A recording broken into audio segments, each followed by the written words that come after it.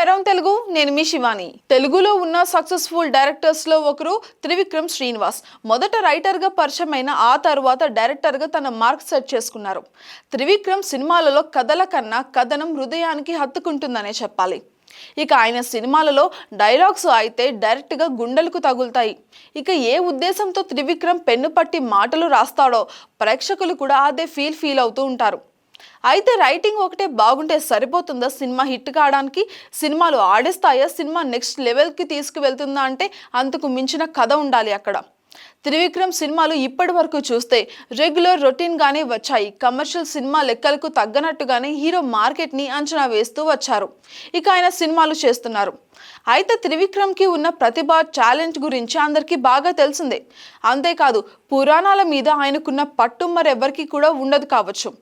అయితే మిగతా దర్శకులు రామాయణ మహాభారతాలను చేస్తూ ఉంటే త్రివిక్రమ్ ఎందుకు అలాంటి ప్రాజెక్టులు ఏవి కూడా చేయలేకపోతున్నాడని అందరు కూడా డౌట్ పడుతూనే ఉన్నారు. ఇప్పుడు ఎన్నాళ్ళని మదర్ ఫాదర్ సెంటిమెంట్ సినిమాలు చేస్తారు? అఫ్ కోర్స్ అలాంటివి చాలా వచ్చాయి. ఇక మీదట ఎవరో ఒక్కరు తీస్తారు. కానీ త్రివిక్రమ్ కూడా ప్రస్తుతం నడుస్తున్న ట్రెండ్ ప్రకారంగా ఒక మైథలాజికల్ మూవీని తీస్తే ఎలాగా ఉంటుందో అని ఆయన అభిమానులందరూ కూడా గట్టిగా ఊహించుకుంటున్నారు. ఆయనకున్న కన్విక్షన్ కి కథ సిద్ధం చేస్తే చాలు, ఎంత పెద్ద స్టార్ హీరో అయినా కానీ డేట్స్ అయితే ఇచ్చేస్తారు. అయితే అంత గ్రాండియర్ గా సినిమా తీయాలి అంటే త్రివిక్రమ్ కూడా చాలా హార్డ్ వర్క్ చేయాల్సి ఉంటుంది. కోణాలు, రైటింగ్ మీద ఉన్న గ్రిప్ సినిమా మేకింగ్ మీద కూడా ఉందా? ఇంకా ఆ టెక్నికల్ సీక్రెట్స్ కొన్ని తెలుసుకొని గురూజీ రామాయణంలోని ఏదో ఒక కథను లేదా మహాభారతంలోని ఒక అంశాన్ని తీసుకొని సినిమా గనక చేస్తే చాలా బాగుంటుంది అని ఆయన అభిమానులు అందరూ కూడా కోరుతున్నారు. ఇక ఇప్పటికే ప్రశాంత్ వర్మ, అదే విధంగా నాగశ్విన్ ఆ రూట్లోకి సినిమాలు చేసి వారెవా అనిపించారో అందరితో.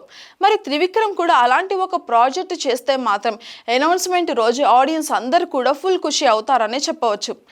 త్రివిక్రమ్ ఎలాగో ఈ మధ్య తన సినిమాలను 2 ఏళ్లకు తీసుకుంటున్నాడు. అదేదో ఒక భారీ సినిమా చేస్తే కొన్నాళ్ళ వరకు ఆ సినిమా క్రియేట్ చేసిన రికార్డుల గురించి చెప్పుకునే ఛాన్స్ అయిన అభిమానులకు ఉంటుంది. For more updates subscribe to around Telugu.